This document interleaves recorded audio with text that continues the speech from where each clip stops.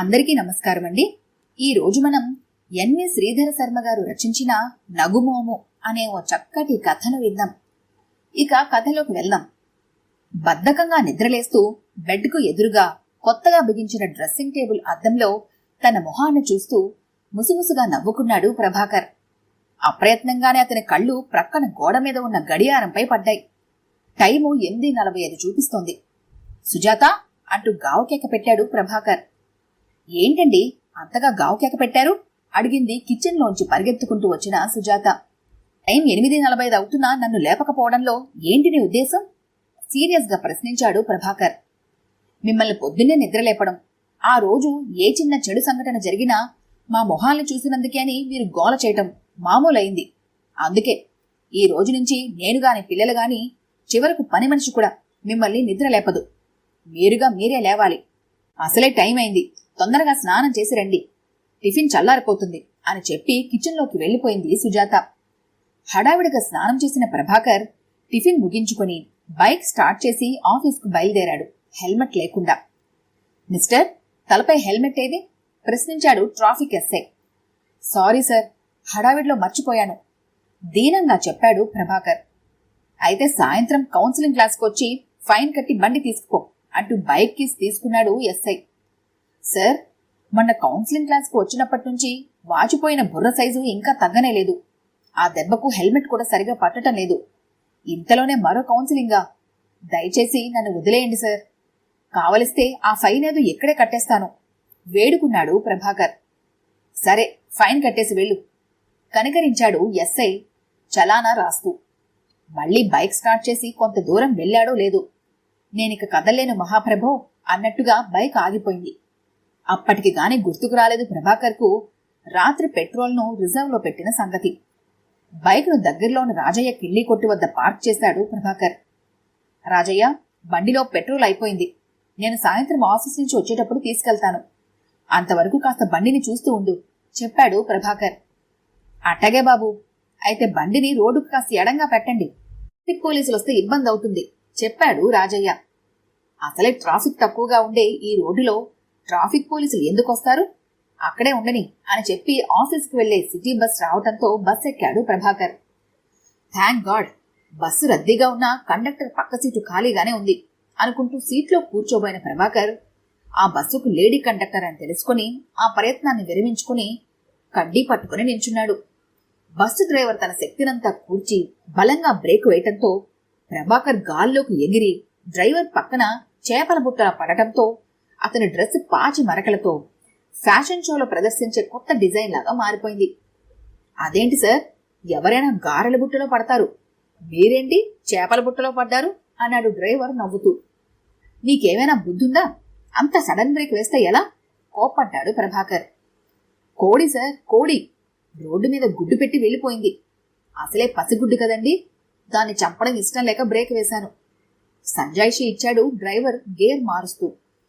తను దిగాల్సిన స్టేజ్ రావటంతో మాసిన బట్టల్ని దాచుకుంటూ ఆఫీస్ వైపు పరుగులాంటి నడకను ప్రారంభించిన ప్రభాకర్ ఒక్కసారిగా ఆగిపోయాడు. తన కంటి ముందుగానే ఆఫీస్లోకి వెళ్తున్నాడు డిఎం, దూర్వాసముని అలియాస్ డివిజనల్ మేనేజర్. అతని చేతిలో లేటుగా వచ్చిన తన పని అయిపోయినట్టే అనుకుంటూ భయంగా ఆఫీస్లోకి అడుగుపెట్టాడు. దసరా మామూలు ఇవ్వలేదన్న కోపం అటెండెన్స్ రిజిస్టర్ను డిఎం రూమ్లో పెట్టేసి తీర్చుకున్నట్టున్నాడు మెసెంజర్. అటెండెన్స్ వేయడానికి డిఎం ఛాంబర్లోకి వెళ్తున్న ప్రభాకర్ను బలికి వెళ్తున్న మేకపిల్లను చూసినట్టుగా చూస్తూ ముసుముసుగా నవ్వుతున్నాడు మెసెంజర్. భయంగానే డిఎం రూమ్లోకి వెళ్లాడు ప్రభాకర్. అప్పటికే హాజరు పట్టీలో సంతకం పడిన వాళ్ళని పరిశీలిస్తున్నాడు దూర్వాసముని. ఎందుకు ఆలస్యమైంది అని కళ్లతోనే ప్రశ్నించాడు డిఎం. సార్, అది బైక్లో పెట్రోల్ చెబుతున్న ప్రభాకర్ టెలిఫోన్ మోగడంతో ఆగిపోయాడు. డిఎం గారికి మిసెస్ దూర్వాసముని ఫోన్ చేసినట్లుంది. సంతకం చేసి వెళ్లిపోమని సైగ చేయటంతో ప్రభాకర్ సంతకం చేసి బయటపడ్డాడు. ఫోన్ కనిపెట్టిన గ్రహం బెల్కు మిసెస్ డిఎంకు కృతజ్ఞతలు మనసులోనే చెప్పుకుంటూ. సార్, డిఎం గారు పిలుస్తున్నారు అని చెప్పాడు ప్రభాకర్తో మెసెంజర్ మరోసారి నవ్వుకుంటూ. పొద్దున్న ఇవ్వాలనుకున్న డోస్ ఇప్పుడు ఇస్తాడేమో అనుకుంటూ డిఎం ఛాంబర్లోకి వెళ్లాడు ప్రభాకర్ మళ్లీ భయంగానే. చూడు ప్రభాకర్, రేపు కంపెనీ ఆడిట్స్ వస్తున్నాయి కాబట్టి మనమిద్దరం ఈ రోజు రాత్రి ఆఫీస్లోనే ఉండి ఆ అకౌంట్ సెటిల్ చేయాలి, సరేనా అన్నాడు డిఎం గంభీరంగా. తన ప్రమేయం లేకుండానే ప్రభాకర్ తల అటు ఇటు ఊగింది. సరే అన్నట్టు. వెంటనే మీ ఇంటికి ఫోన్ చేసి రాత్రి రావటం లేదని చెప్పండి అన్నాడు డిఎం. అసంకల్పితంగానే ఆ పని చేశాడు ప్రభాకర్. పనిలో మునిగిపోయిన వారిద్దరి మధ్య నిశ్శబ్దాన్ని ఛేదిస్తూ బ్రోగింది టెలిఫోన్. మళ్లీ మిసెస్ దూర్వాసముని. ఫోన్లోని ప్రతి ప్రశ్నకు సరే, అలాగే, ఓకే అంటూ సమాధానాలిస్తూ ఫోన్ పెట్టేశాడు డిఎం. చూడండి ప్రభాకర్ గారు, నాకు కూడా ఇంట్లో అర్జెంటు పని పడింది. కాబట్టి మనం ఈ పని పొద్దున ఎర్లీగా వచ్చి ఫినిష్ చేద్దాం. రండి, నేను మిమ్మల్ని ఇంటి దగ్గర దిగబెడతాను చెప్పాడు డిఎం. సార్, నన్ను కిల్లి కొట్టు దగ్గర డ్రాప్ చేయండి, నా బైక్ తీసుకుని వెళ్లిపోతాను అని ప్రభాకర్ చెప్పడంతో అతన్ని రాజయ్య కిల్లి కొట్టు దగ్గర దింపేసి వెళ్లిపోయాడు డిఎం. ప్రభాకర్ను చూడగానే కొట్లోంచి పరిగెత్తుకుంటూ వచ్చాడు రాజయ్య. సార్, మీకోసమే ఎదురు చూస్తున్నాను. మీరు పొద్దున్న వెళ్లిపోగానే ట్రాఫిక్ పోలీసులు వచ్చారు. రోడ్డుకి అడ్డంగా ఉన్న మీ బైకు క్రేన్కు కట్టేసి లాక్కొని పోయారు. చావు కబురు చల్లగా చెప్పాడు రాజయ్య. ఓ గాడ్, ఏమిటి రోజు నాకు ఈ కష్టాలు అని అనుకుంటూనే పోలీస్ స్టేషన్కు బయలుదేరాడు ప్రభాకర్. సార్, నా పేరు ప్రభాకర్. పొద్దున్న నా బైక్ను మీరు తీసుకొచ్చారట. ఫైన్ కట్టేసి విడిపించుకొని పోదామని వచ్చాను చెప్పాడు ప్రభాకర్ ట్రాఫిక్ పోలీస్ స్టేషన్ ఎస్ఐతో. తీసుకుని రావడం కాదు, క్రేన్తో ఈడ్చుకొచ్చాం చెప్పాడు బుగురు మీసాల ఎస్ఐ. ఫైన్ కట్టేసి బైక్ని తీసుకుంటూ ఇంటి ముఖం పట్టాడు ప్రభాకర్. కాలింగ్ బెల్ మ్రోగడంతో వెళ్లి తలుపు తీసింది సుజాత. ఎదురుగా మాసిపోయిన బట్టలతో పాలిపోయిన ముఖంతో దీనంగా ఉన్న ప్రభాకర్తో, అదేంటండి, ఏమైనా యాక్సిడెంట్ జరిగిందా? అయినా రాత్రికి రానని ఫోన్ చేశారు, ఇంత పొద్దుపోయిన తర్వాత వచ్చారేమిటి ప్రశ్నించింది సుజాత. అవును, పొద్దున్నే లేచి ఎవడి ముఖం చూశానో గాని అదే పెద్ద యాక్సిడెంట్ అంటూ జరిగిన సంఘటనలన్నీ చెప్పాడు ప్రభాకర్ సుజాతతో.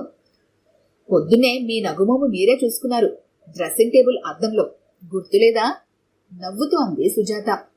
ఓరి నాయనోయ్, నా ముఖం నేను చూసుకున్నందుకేనా ఇన్ని అనర్థాలు జరిగాయి అనుకుంటూ సోఫాలో కూలబడ్డాడు ప్రభాకర్. తినడానికి ఏమైనా ఉంటే పట్రా, పొద్దున టిఫిన్ చేసిన తర్వాత మరేం తినలేదు. కడుపులో పరిగెత్తి పరిగెత్తి ఎలుకలు కూడా సొమ్మసిల్లి పడిపోయాయి హీన స్వరంతో చెప్పాడు ప్రభాకర్. అయ్యో సారీ అండి, మీరు రారు అనుకుని చేసుకుందంతా మేమే తినేశాం. మళ్లీ వండుదామంటే గ్యాస్ సిలిండర్ అయిపోయింది. పొద్దున గానీ సిలిండర్ రాదు, పైగా మిగిలి ఉన్న పాలను కూడా ఇందాక పిల్లి తాగేసింది గడగడమంటూ చెప్పేసింది సుజాత. అయితే నాదొక విన్నపం, నన్ను బెడ్రూమ్లోకి మోసుకొని పోయి బెడ్ మీద పడుకోబెట్టండి. పొద్దున్నే నేను లేచేసరికి ఎదురుగా అద్దం తీసేయండి. మీలో ఎవరైనా ఒకరు నన్ను లేపండి. మిమ్మల్ని ఈ రోజు నుంచి ఏమీ అనను అంటూ సోఫాలోనే మూర్చపోయాడు ప్రభాకర్. ఈ కథ కనుక మీకు నచ్చినట్లయితే లైక్ చేయండి, షేర్ చేయండి. మరిన్ని ఇంట్రెస్టింగ్ కథల కోసం మా ఛానల్ని తప్పకుండా సబ్స్క్రైబ్ చేసుకోండి.